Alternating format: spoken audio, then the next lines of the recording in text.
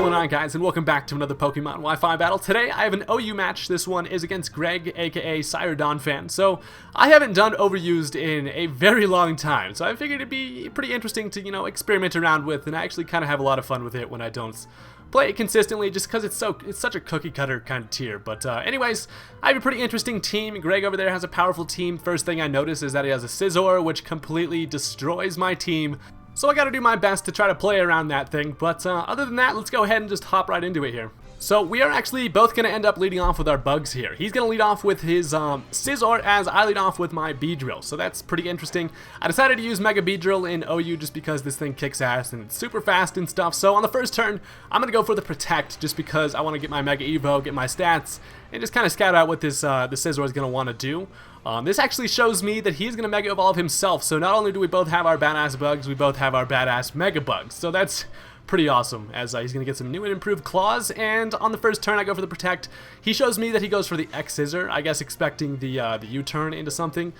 So here I have a pretty difficult decision to make, because I need to save Mega Beedrill for later. It will do pretty decent against his team. It hits really hard, so it's a Pokemon that I definitely want to conserve. So I go for the U-turn, and here's where I have to make a decision on who I want to pretty much sack off. I go into Mamoswine, as he takes the X-Scissor not very nicely, plus I know that these things do carry Bullet Punch like all the damn time. So I pretty much just have to let Mamoswine die there just to get a revenge switch in. That's kind of terrible, because now that means I don't have any Stealth Rock support on this team, and I already lost my Mamoswine, who's pretty damn awesome. So that's a bummer, but you gotta do what you gotta do sometimes. So somebody had to die. Nobody could take attacks from this fucking Scizor. So at least now I get his free switch in into my Clefable, but he is aware of the fact that I'm gonna Flamethrower, and he just goes into his freaking Snail. I'm like, this is no time for Escargot, Greg. But yeah, so obviously that thing's not going to take very much damage at all. But then I'm sitting here and I realize that he can't really hurt me. Honestly, he can't Toxic me. His Scalds and Earth Powers or whatever he wants to go for really won't hurt, so I have no reason to not go for some Calm Mind. So I have Clefable go for a nice little Calm Mind there.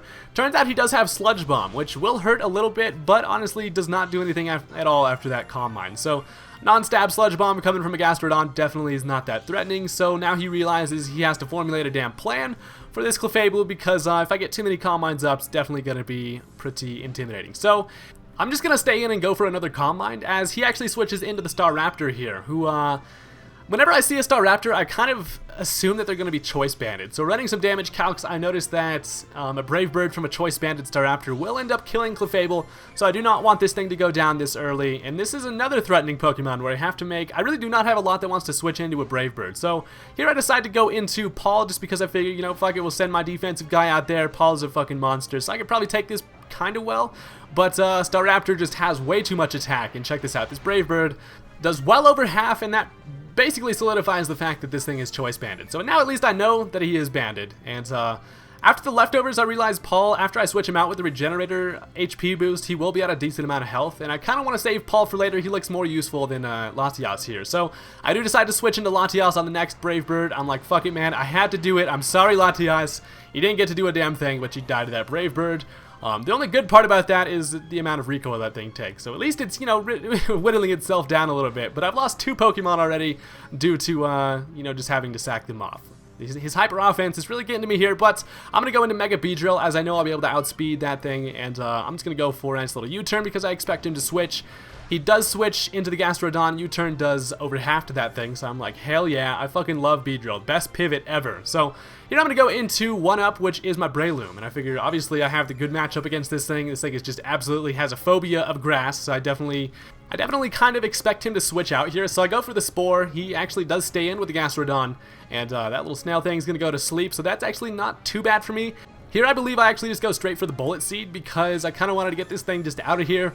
Also, I expected him to switch out perhaps. I didn't want to go straight for the Swords Dance and have him go into Alakazam, and I wouldn't have enough attack to be able to knock it out with Mach Punch. So I just decided to go straight for the Bullet Seed. It does get rid of the Gastrodon, which is a pretty decent Pokemon to get rid of, and that's pretty cool. So Slugger goes down. 1-Up's over here losing health from his Life Orb, no big deal, as now he's going to switch back into the Scizor, which is pretty much my worst fear at this time. I really need to get rid of this damn Scizor. So I know I can live at least one bullet punch, so that allows me to get a Spore up, which is really nice. So Breloom kind of saves the day, being able to take a bullet punch at full health, so that's really cool. Here I decide, you know what, fuck it, this thing's sleeping. I'm just going to start dancing with some swords, you know, just feeling dangerous out here. So I go for the swords dance, gonna get that attack boost, and at this point I feel that Mach Punch is gonna take care of a lot of his team other than the potential like Focus Sash user or whatever. So the first Mach Punch actually does not end up taking this thing out, to my surprise. I really expected that thing to kill, and that's kind of a bummer because now I have to go for one more, which is going to give me a little bit more Life Orb damage, but at least I do have one more hit left in me. I really wish that he didn't die, he freaking died to that first one. But, you know, whatever. So now he's going to go into the Donphan, and here I realize I'm like, oh, fuck, Ice Shard is definitely a thing. So I do not want Breloom to take an Ice Shard. I'm definitely going to save him for later because I would like the Mach Punch to be able to come in clutch with that that Staraptor or something. So I know he's going to go for the Ice Shard, obviously. Paul is a pretty safe switch here. You can see the HP's back to pretty decent from that Regenerator, which is really nice. So the Ice Shard doesn't do a damn thing. And at this point, I know Donphan can't really hurt me, and I'm expecting a switch, but I end up just going straight for the Scald anyways as he goes into the Hydreigon. So this thing is definitely a threat as per usual, but at this point I know that he knows that I have a Clefable left, so I'm expecting him to expect me to switch into my Clefable. So he probably has Flash Cannon, as these things usually carry for Fairy types. So I actually end up staying in with Paul as I expect the Flash Cannon. He does go for it, trying to catch my Clefable. Does not happen, and that allows Paul to just spread some diseases. Goes for the Toxic, and that's a really nice play for me. I was so close to switching into Clefable, and I was like, wait, these things carry Flash Cannon, so that's really nice. Clefable lives to see another day, and Paul does as well, so the Flash Cannon doesn't do anything to him either, and at this point he is actually going to switch out because he does not want to waste that thing. He's just going to go straight into the Alakazam here as I just go for a Slack Off.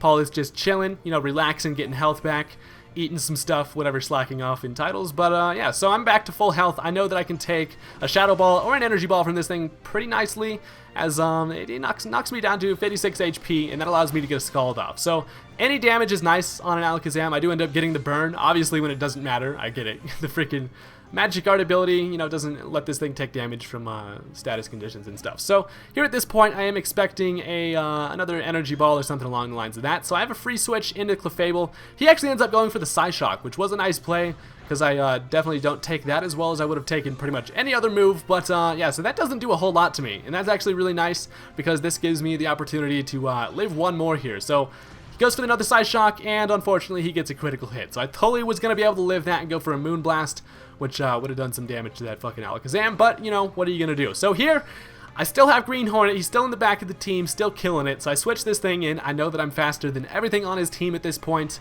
and I'm just going to go for a Poison Jab, because I know that I would be able to kill that Alakazam. I don't really want to go for the U-turn. Like I said, I know I'm faster than everything, so it was basically just a free Poison Jab, and I wanted to leave this thing in. So at this point, the Hydreigon's going to take a Poison Jab, knocks it down to the point where its Toxic will actually end up killing it, so I go for the Protect like an asshole. I could have actually just gone for the kill there with an attack, but Protect seemed funny, so I let that thing die to its poison. And yeah, so at this point now he's going to go back into the Donphan, as I know that U-turn does about half to most types of Donphans, unless they're like impish and like max defense. But yeah, so I go for the U-turn. It does a decent amount of damage to this thing, and that allows me to save Beedrill for later. I know I need Beedrill because the Staraptor outspeeds everything else on my team and actually kills most of it. So I need to save Beedrill for that freaking Staraptor. So I go into Paul as he hits me with an Earthquake, and just by judging by that damage, definitely looks like more of an offensive type of Donphan, as I'm just going to go for, I believe, a, do I go for the Slack Off here? He switches into Tempo, which is the Alakazam, as I go for this, yeah, I do go for the Slack Off. It's going to bring me back to full health, and that allows me to live pretty much any attack he throws at me here. I know that, I've already seen how much damage Energy Balls does to me, so I know I can live that, and I know I can hit this thing with another Scald. So he does go for the Energy Ball. Joke's on him. Paul enjoys balls in his face of the energy variety, and I'm just able to go for a Scald. Isn't going to end up killing this thing without a crit. I don't get the crits, and that kind of sucks, but honestly, I'm really not too worried, because if I let Paul just, you know, bite the dust here, I do have a free switch in into my Beedrill, who obviously can outspeed this thing. And yeah, so Paul goes down, unfortunately, but you did some shit, buddy. Good job, Paul. I love you. And yeah, so I'm just going to actually switch back into Green Hornet, who is the MVP of the freaking match. I love Mega Beedrill, man. It even kills it in OU. But yeah, so I'm just going to go for a Poison Jab. definitely is enough to take out the Alakazam. Critical hit obviously didn't matter. This thing would have died if it was at full health anyways. But yeah, so now he's going to bring back in the Donphan. And I'm just going to go for a U-turn. Obviously, I'm not expecting this to kill, judging by how much the first U-turn did. But it actually ends up getting a critical hit. And I'm like, alright, I guess that was kind of payback or whatever. But yeah, the Donphan goes down. And at this point, all he has left is his Staraptor, I believe. So I can just go back into Breloom. I'm expecting just to be able to kill this thing with a Mach Punch. The reason why I saved this Breloom in the first place. So he brings out the freaking Staraptor. Turns out he has Quick Attack. So I was like, oh shit. Choice Banded Quick Attack. It gets stabbed with the normal typing. And I'm like, holy hell, can Beedrill have enough to be able to take it? So I switch in into Beedrill, my last Pokemon. I am faster, but obviously he has Quick Attack. So he's going to go first. He hits me, and Beedrill is not going down that easy. Leave it with 34 HP. That allows me to hit this thing with a Poison Jab, and that is the end of the match there. So, Stealth Rocks definitely could have helped him out there. Beedrill being able to switch in so many times allowed him to take that last Quick Attack. But, yeah, really good match.